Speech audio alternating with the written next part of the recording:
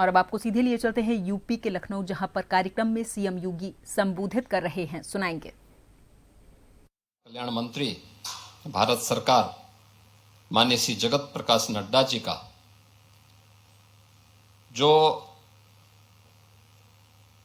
केंद्र सरकार के बजट सत्र के कारण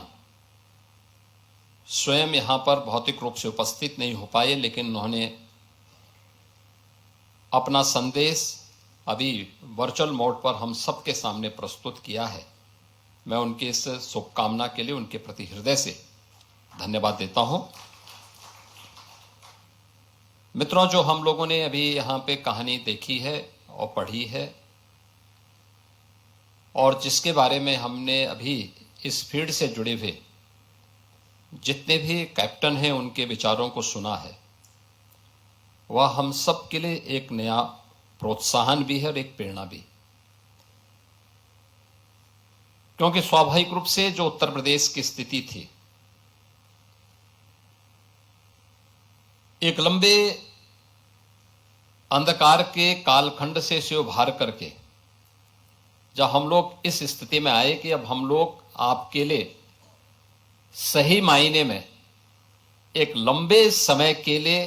रेड कारपेट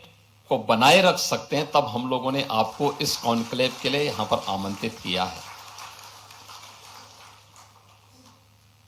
और इस पहले कॉन्क्लेव के अवसर पर जब उत्तर प्रदेश ने उसके लिए उस प्रकार की तैयारियां की हैं, पूरे होमवर्क करने के बाद हम लोग यहां पर आए हैं। मुझे याद है जब हम लोगों ने आज से 5 वर्ष पहले मैंने डॉक्टर जीएन सिंह जी से इस बारे में अनुरोध किया था कि वे उत्तर प्रदेश सरकार के फार्मा के एडवाइजर के रूप में अपनी सेवाएं दें,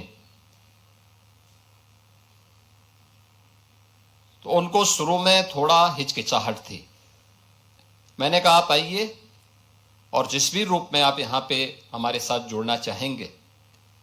हमें प्रसन्नता होगी। और उनको हमने जिम्मेदारी दी थी कि हां, आप इस प्रयास को थोड़ी भी गति देंगे तो उसका लाभ होगा। और इसके बाद हमारी ये कार्रवाई आगे बढ़ती हुई दिखाई दी, जिसमें हम लोगों ने ललितपुर में, क्योंकि ललितपुर हमें उस समय इसलिए चयन करना पड़ा था जैसे एनजीटी के प्रकोप से बचा करके हम लोग इंडस्ट्री को यूपी के अंदर लाने में आसानी से हमें एक आसान रास्ता हम उपलब्ध करवा सके। बहुत ही अच्छा प्राकृतिक वातावरण है,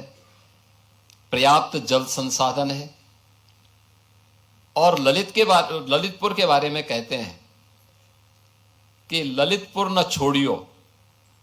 यानी ललितपुर के बारे में कहा जाता है कि जो ललितपुर एक बार आता है तो उसके मन में हमेशा एक भाव रहता है कि ललितपुर को अब कभी नहीं छोड़ना है, क्योंकि वो बहुत अच्छा प्राकृतिक दृष्टि से भी